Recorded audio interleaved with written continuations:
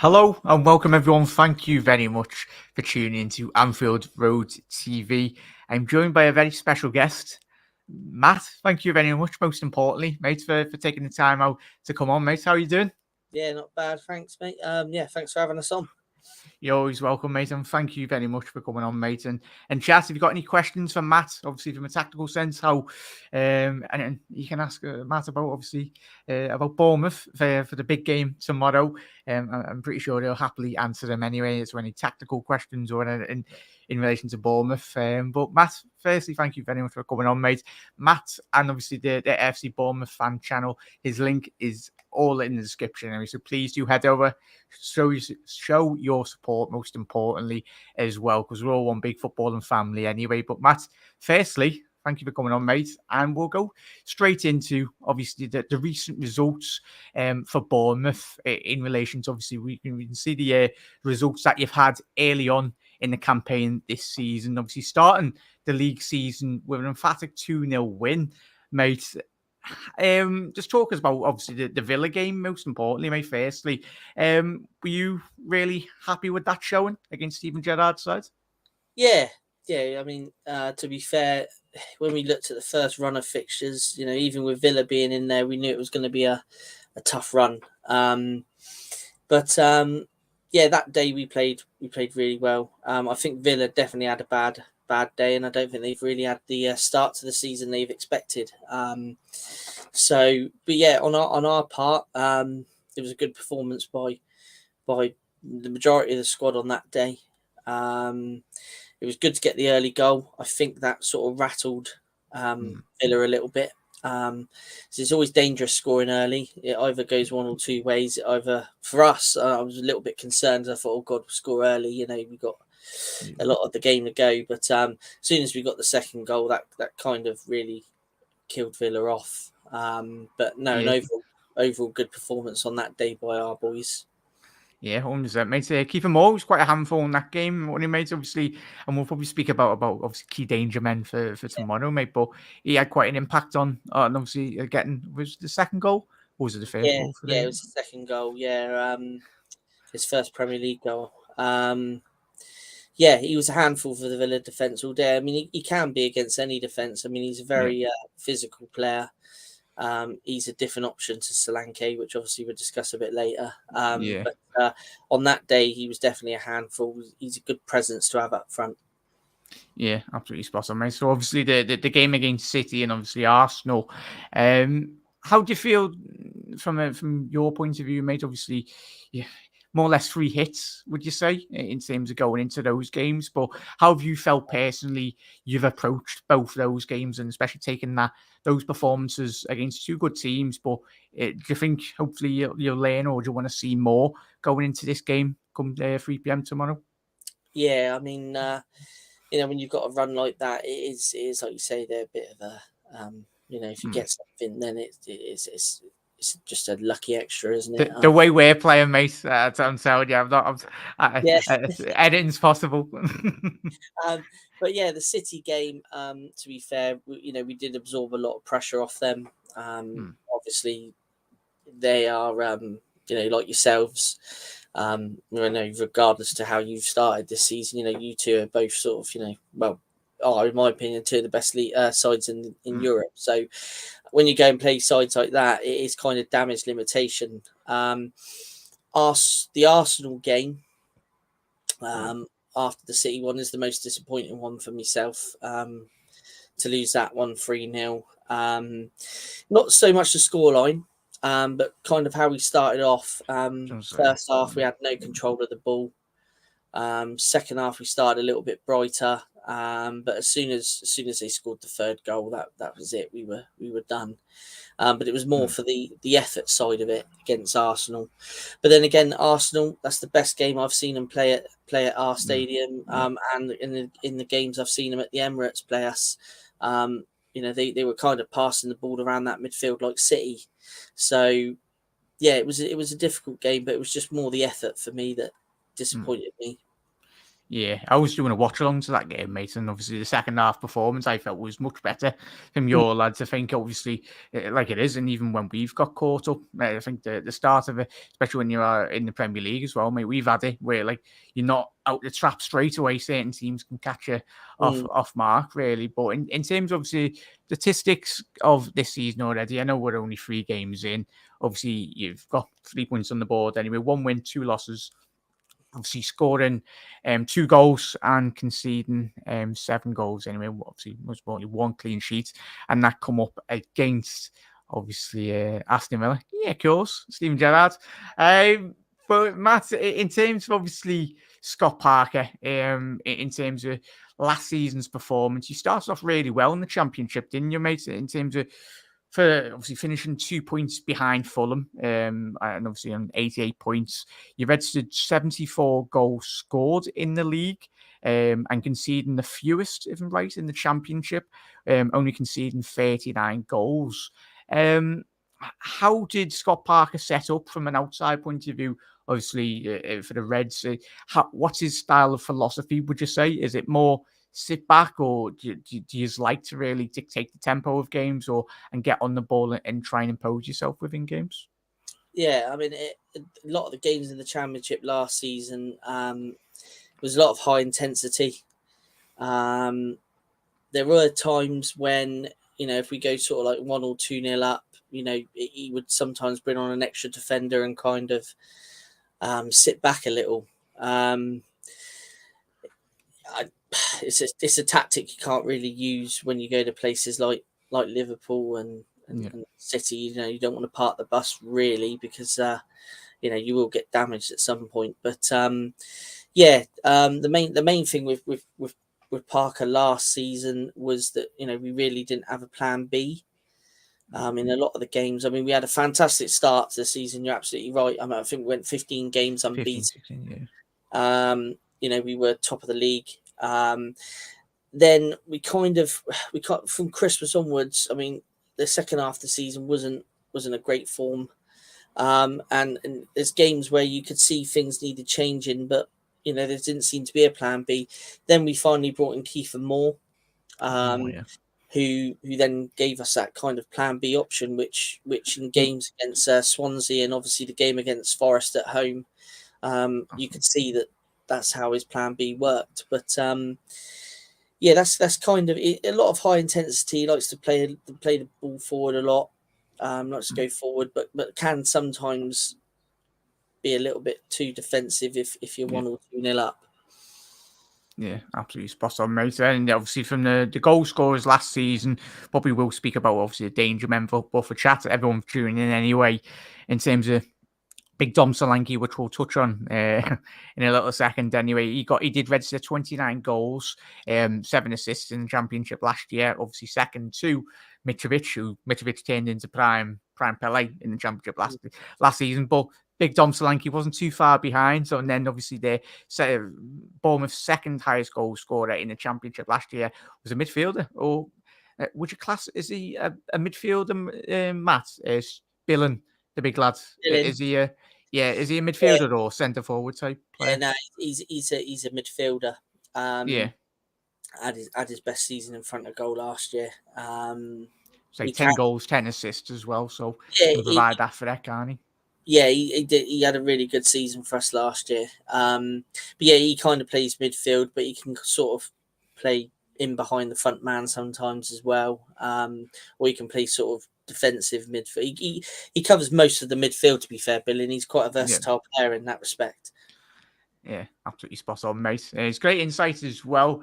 Have you the final question in terms of, obviously you might have touched on anyway, but is this Bournemouth team got the capacity really to sit in and lay siege to Liverpool? Because obviously you've probably watched from an outside point of view our start of the season, and in recent seasons when Liverpool do struggle against a low block, do you feel Bournemouth have got the capacity come 3 p.m. tomorrow to very much isolate Liverpool and obviously get men behind the ball and look to do what Crystal Palace done 2 weeks ago on Monday, where Zaha was on the halfway line within 2-3 seconds, they were in behind Liverpool's back line, and that was their real only opportunity to score.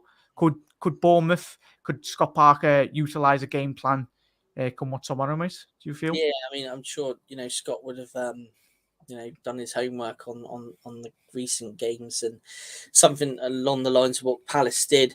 Bournemouth could be capable of doing that with the likes of Taverner and Christie. They've got the pace to get in behind the back line there. So, I mean, that's quite possible. Tati, he may adjust a little bit and work on that, quite possibly. Or he may just rely on Kiefer tomorrow being the big man up top going against Van Dijk, which is going to be an interesting battle because obviously he's a world-class defender. And it may be a case that he goes with his normal game plan and use Kiefer as the target man to hold the ball up and hopefully let the likes of Christie or Taverner in, setting them up possibly that way. But from what I saw against Palace, for me, I'd be sticking someone like Christie or Taverner on that sort of halfway line and see if we can hit you that way. But whatever tactics we come out with tomorrow, I mean, you guys are going to be wanting to turn that season around. You're not going to want to not have a win tomorrow. So it's going to be a very, very difficult game, whatever we do. Well, we hope, mate, as well. But as I said, mate, the form we've been playing. But an interesting comment, just a quick one. I don't know if you see it, Matt. In terms of obviously the cardigan, it's made quite a lot of social media. It was hang on, not that one. Where is it? Do you know how much Scott Parker's Rob said? Yeah, I think he said on Match of the Day 1,500 something. When he was at Fulham, when he had that dodgy cardigan. I've not seen the dodgy cardigan at Bournemouth. He has worn some interesting gear, I must admit. Yeah. But, he's not brought the cardigan out yet. I don't think he will do tomorrow. Yeah, 100%, mate. So sorry, Rob, we haven't got the. You can Google it, Rob, yourself anyway. Just go on Google, and I'm pretty sure you'll get the answers anyway. But shout out everyone as well, absolute legends. But we'll quickly touch on obviously one of the new additions. Obviously, the Argentinian centre half, Marcus Sensei. Hopefully, I pronounced that right. How he played 116 games for Feyenoord in his career, scoring 9 goals and assisting 8. But Matt, I know I think he's played 2 games already, but how have you felt he's adapted to life at the Cherries? Do you think he's one to hopefully solidify your place in the Premier League this season, Matt? Yeah, I mean, with Sensei, we've only seen a little bit of him. I think he's still trying to settle into the club at the minute. But what I've seen of him from doing my research on the guy, just as he was signing, you can see he's a quality defender. He's not scared to chuck his head in there. He's also a good passer of the ball as well. And can also pop up with the odd decent goal as well. He's done some overhead kicks and some bullet headers before. So I think once he's settled into the squad, he's going to become a real asset for Bournemouth. I think he's just bedding in. He was subbed off at half time against Arsenal. I think that was a tactical change because he wanted to kind of go forward at the back. But Sensei and Lloyd Kelly, our captain, they're both left footers. So I think that was the decision why he took Sensei off. He played the majority of the game at Carroll Road in the Cup this week. So he's had some more game time. So hopefully he's starting to settle in and eventually we'll start seeing the quality that he has got. Yeah, 100%, mate. Hopefully, he acclimatizes to life in the Premier League really quick, mate. But obviously, you queued us up perfectly, mate, in relation to Bournemouth. This was, obviously, I picked this game mainly due to the fact, obviously, our closest in terms of level is Manchester City, mate. But in terms of team selection, obviously Jefferson Lerma, he's predominantly a midfielder, mate. But listening to a lot of Bournemouth channels and podcasts recently, has Scott Parker utilised him as he did? Was Lerma playing centre half, or do you foresee Lerma playing centre half, or what would be? How do you feel? Most importantly, Bournemouth will set up as well, mate. I think in terms of formation, we're probably looking at what we will probably go with tomorrow in terms of formation wise. In terms of Lerma, he played centre back against Villa and City, and he looked absolutely fine there. You would think he was a centre back, but he is predominantly a midfielder, and for me, we need him in that midfield for that extra bite in terms of winning the tackle and going forward with the ball. He's superb. So now Sensei's in. Hopefully tomorrow you'll probably see a back three of Mepham, Sensei, and Lloyd Kelly.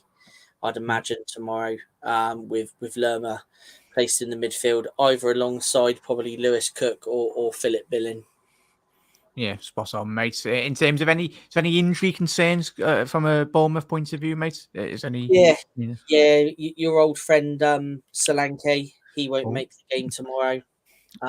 He's just about to come back to training. He's had a knock. So the latest is that he's back in training, but I'd imagine for tomorrow's game it will come a little bit too soon. Couple of new signings that we made throughout this transfer window. Ryan Fredericks and Rothwell from Blackburn. We signed him. Yeah. Had a good season in the Championship last year for Blackburn. They're just coming back to fitness, so there might be a chance that possibly one of them two might be in the squad tomorrow. But yeah, the biggest one at the moment would be Dom Solanke, who would be out. 100%, mate. Thank you very much for that information, La. Appreciate it. And key danger men to tease it into, obviously, as you mentioned, I've got Dom Solanke up there. But I don't think he's playing anyway. But obviously, you've mentioned Tavernier, Christie.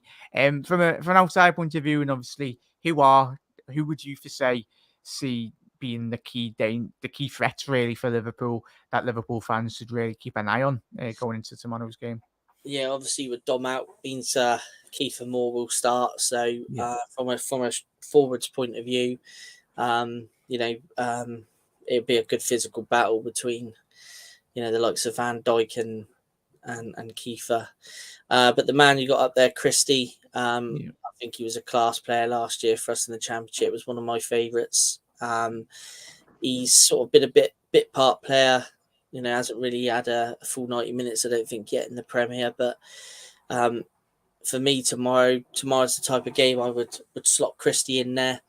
Tavernier, who we signed from Middlesbrough, the other guy you got pictured there, he had a great game against Villa, didn't do too badly against City. A little bit disappointed in his involvement with the Arsenal game, but hopefully tomorrow, I'm pretty certain he will start tomorrow, because we've still got the likes of David Brooks is still getting back to full fitness after his cancer treatment. And we've got Junior Stanislas. I think he's had a little bit of a knock recently again. So those kind of players won't be involved tomorrow. But so I'd imagine we'll probably go with Tavernier and Christie. Yeah, it's absolutely spot on, mate. And I'm having nightmares. I don't know if you spoke to any other Liverpool fans. You've probably watched Liverpool games or highlights of them. It's hard not to, especially on social media. Trent at the back post. We've seen it with Mitrovic. And as you mentioned there, mate, Kiefer Moore, obviously last season in the Championship, got 9 goals, 2 assists as well last season. Obviously coming in, you said he made quite an impact, a different option really, mate. But do you foresee him, Kiefer Moore, and obviously the frailties of Liverpool, especially at the back post, do you foresee a world where does Kiefer Moore predominantly preoccupy those central areas, or is he a type of player that will hopefully identify what obviously neutrals have seen from Liverpool from outside point of view to start, and which we've had? Do you ever see a world of him attacking the back post, or do you think he'll predominantly preoccupy the spaces that will be vacated by, obviously, as we're hoping, obviously Joe Gomez and Virgil van Dijk, mate? Oh, is that who's back in tomorrow? Is it Joe Gomez? Yeah. I can't be dealing with Nat Phillips, mate. That's the point as well. From your point of view, mate, I love Nat, but as you probably did watch last year, he hasn't got an abundance of pace. The fella would probably header out a brick if it was thrown into the box.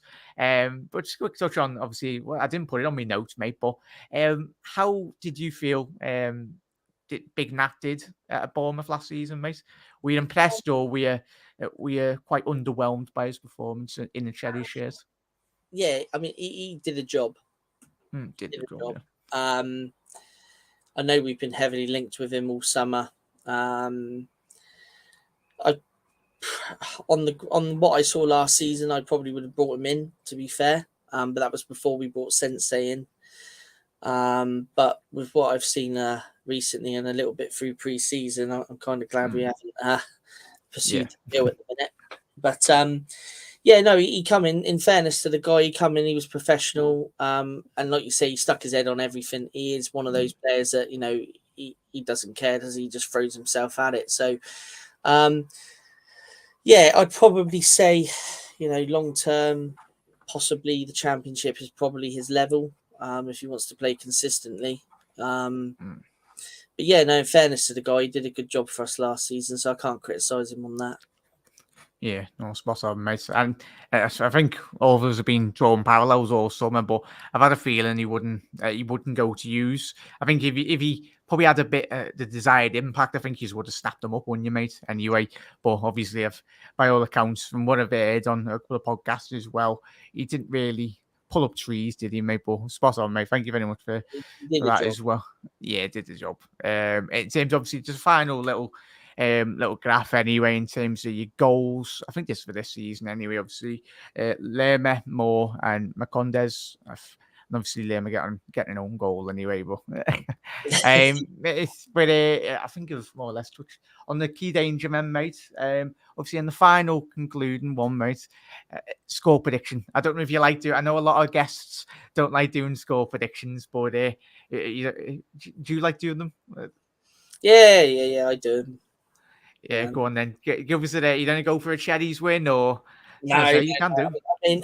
I mean, tomorrow you guys are going to come out, and you guys have got a point to prove tomorrow. You've got to turn your season around. You want to be title contenders, so you've got to get a win on the board. But I mean, I know on our day, we can cause surprises, like a lot of the smaller clubs in the Premier League can do.